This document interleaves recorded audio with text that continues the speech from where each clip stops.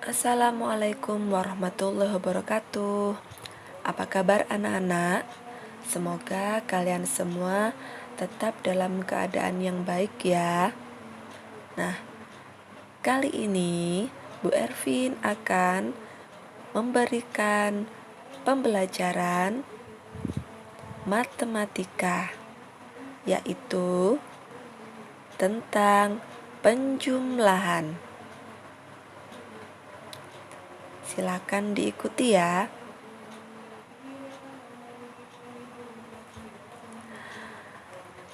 Sebagai awal, ada yang tahu apa itu penjumlahan? Ya, penjumlahan adalah cara untuk menghitung berapa banyaknya sesuatu yang dikumpulkan menjadi satu. Nah, misalnya ada beberapa kumpulan benda. Ketika kita menggabungkan menjadi satu, itulah yang dinamakan dengan penjumlahan. Dengan demikian, banyak dari benda tersebut akan semakin bertambah dari jumlah aslinya. Nah, misalnya kita punya piring sebanyak 5. Kemudian ada gelas sebanyak 4 buah. Nah, ketika kita jumlahkan, maka jumlah piring dan gelas menjadi 9. Bagaimana? Lebih banyak atau lebih sedikit daripada sebelumnya? Ya, lebih banyak. Awalnya hanya 5 piring, sekarang menjadi 9 piring dan gelas. Nah, sekarang kita masuk pada konsep penjumlahan sederhana. Apa sih penjumlahan sederhana itu? Penjumlahan sederhana yaitu suatu penulisan untuk penjumlahan di mana disebut dengan kalimat matematika.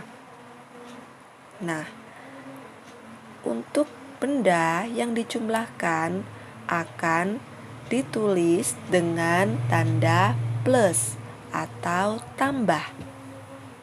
Sebagai contoh,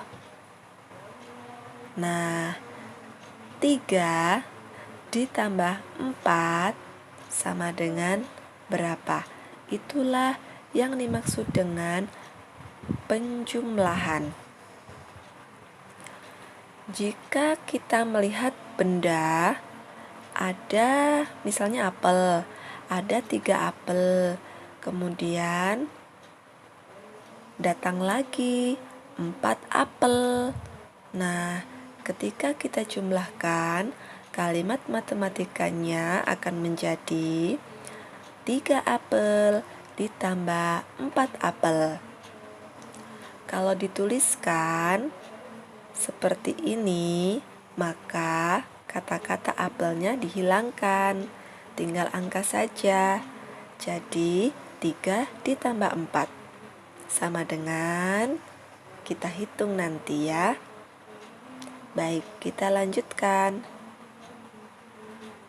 Nah, penjumlahan secara sederhana untuk pemula akan lebih mudah untuk dibayangkan jika dengan menggunakan bantuan benda konkret.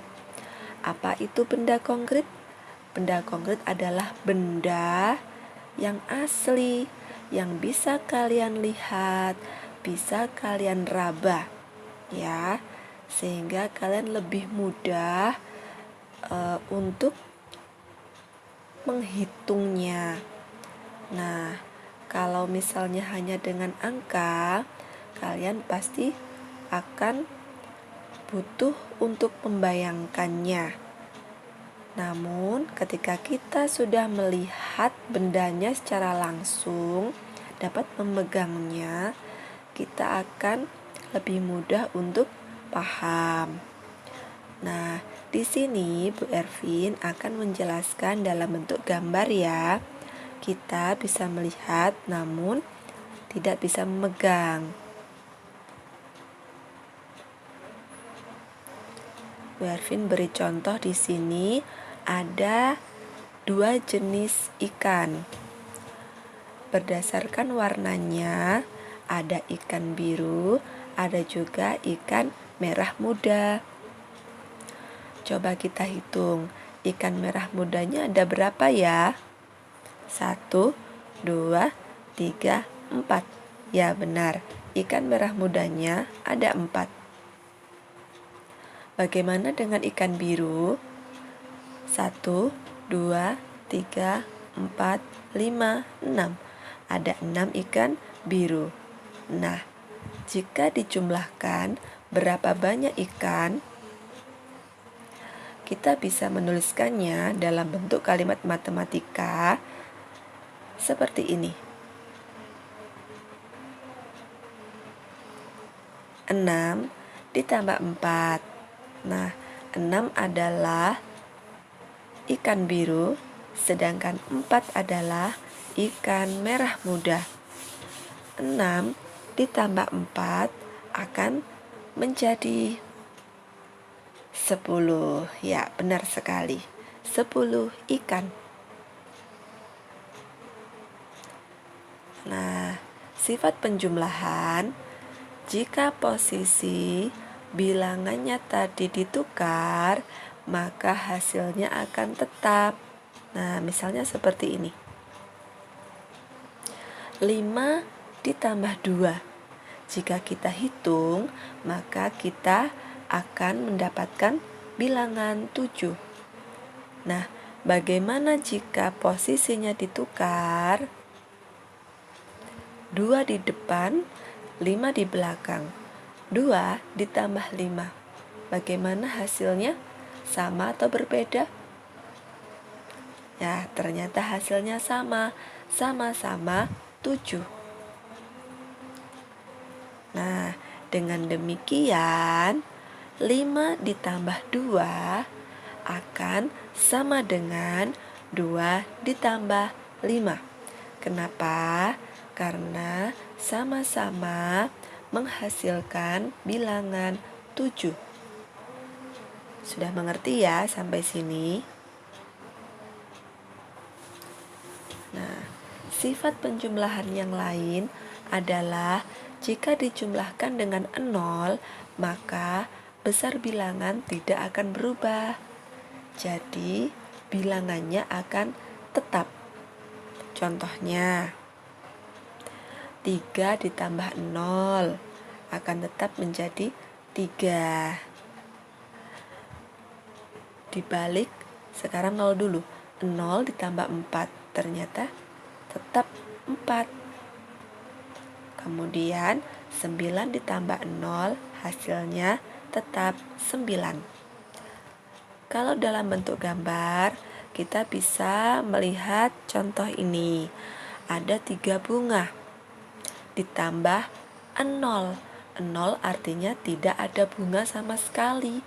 Nah, jika kita punya 3 bunga ditambahkan dengan tidak ada bunga atau 0, kosong, maka apakah bunga kita bertambah? Tidak kan? Bunga kita tetap 3.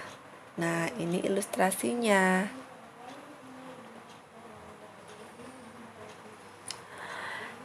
Bagaimana dengan penyelesaian untuk soal cerita? Biasanya pada soal cerita memang memerlukan pemahaman. Nah, untuk mempermudah pemahaman kalian bisa mencari ciri-cirinya. Ciri-cirinya bisa kalian lihat dari kata-kata yang ada pada soal cerita tersebut. Misalnya, ada kata dan, kemudian ada kata jumlah pada kalimat tanyanya. Nah, jika dalam satu soal cerita terdapat kata-kata ini, maka penyelesaiannya adalah dengan penjumlahan. Bu Ervin beri contoh. Ada soal cerita seperti ini. Kalian bisa melihat modul yang Bu Ervin berikan pada halaman 11. Nah, di situ ada kotak berwarna biru. Nah, Bu Ervin bacakan ya. Di suatu taman ada 2 bunga mawar merah dan 3 bunga mawar putih. Nah, ada kata dan di sini. Kemudian pada kalimat tanyanya, berapa jumlah bunga yang tumbuh di taman tersebut? Nah, ada kata jumlah, ya kan? Nah, sehingga untuk soal cerita ini kita bisa menyelesaikannya dengan penjumlahan. Baik, ciri-ciri yang kedua yaitu ada pemakaian tanda koma dari kalimat yang memiliki kata kerja berulang. Nah, pada modul halaman 12 kalian bisa lihat contohnya. Bu Ervin bacakan ya. Rani membeli 6 pensil, koma, kemudian membeli lagi 2 pensil. Berapa banyak pensil Rani sekarang? Nah, di sini ada koma. Ya, ciri pertama ada. Kemudian ciri kedua, kata kerjanya berulang. Setelah membeli, kemudian membeli lagi. Nah, soal cerita seperti ini bisa diselesaikan juga dengan penjumlahan. Bisa dimengerti ya, anak-anak? Baik, sekarang ciri ketiga. Nah, terdapat beberapa kalimat yang memiliki nilai sama, yaitu sama-sama kita terima atau sama-sama kita berikan pada orang lain atau hilang dari kita. Nah, masih pada modul halaman 12 ada contohnya. Misalnya seperti ini. Nino memiliki 2 es krim. Ia diberi kakaknya 1 es krim lagi. Berapa banyak es krim Nino sekarang? Nah, di sini contohnya adalah kita menerima lagi.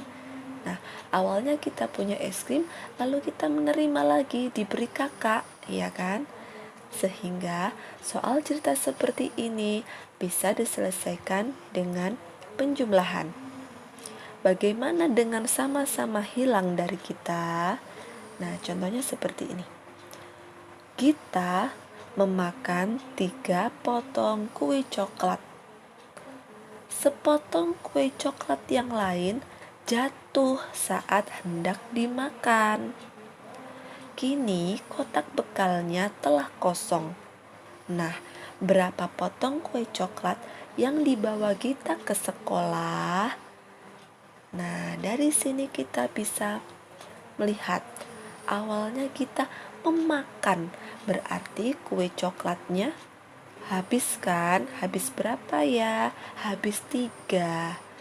Dimakan Gita. Kemudian ada sepotong lagi ternyata di dalam kotak bekalnya. Namun ketika mau dimakan, bekalnya itu jatuh. Nah, sehingga bekalnya habis, ya kan? Berarti kue coklat tersebut sama-sama habis, sama-sama hilang dari Gita. Pertama, sudah hilang masuk ke dalam perutnya. Yang kedua, hilang karena jatuh. Nah, soal seperti ini juga bisa diselesaikan dengan penjumlahan. Baik, kita lanjutkan ya anak-anak. Sekarang penjumlahan 2 bilangan dengan teknik tanpa menyimpan. Bagaimana itu? Nah, penjumlahan 2 bilangan ini Bu Ervin contohkan dengan gambar makanan, yaitu donat dan es krim. Nah, donatnya kita hitung dulu ya. Ada berapa donat, Nak? Ya, ada 13. Lalu untuk es krimnya ada 5. Nah, berarti kita dapat menuliskan kalimat matematikanya 13 ditambah 5. Ya kan? Bagaimana Bu menghitungnya tanpa menyimpan? Nah, kita hitung dulu yang banyak, Nak. Yang banyak adalah donat. Berarti kita hitung dulu donatnya. Ada 13. Kemudian setelah itu kita bisa langsung menambahkannya dengan es krim. Jadi ngitungnya bukan dari satu lagi, tapi dilanjutkan ya. Setelah 13 donat, kemudian kita hitung es krimnya. Kita lanjutkan 14, 15, 16, 17, 18.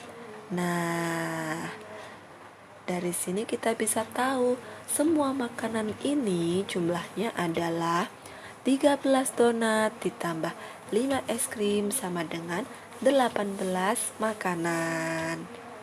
Sudah mengerti sampai di sini ya anak-anak? Itulah penjumlahan secara sederhana. Nah, semoga kalian tambah senang belajar matematika ya. Terima kasih sudah menyimak video dari Bu Ervin. Semoga kalian lebih paham dan semakin semangat belajar. Assalamualaikum warahmatullahi wabarakatuh.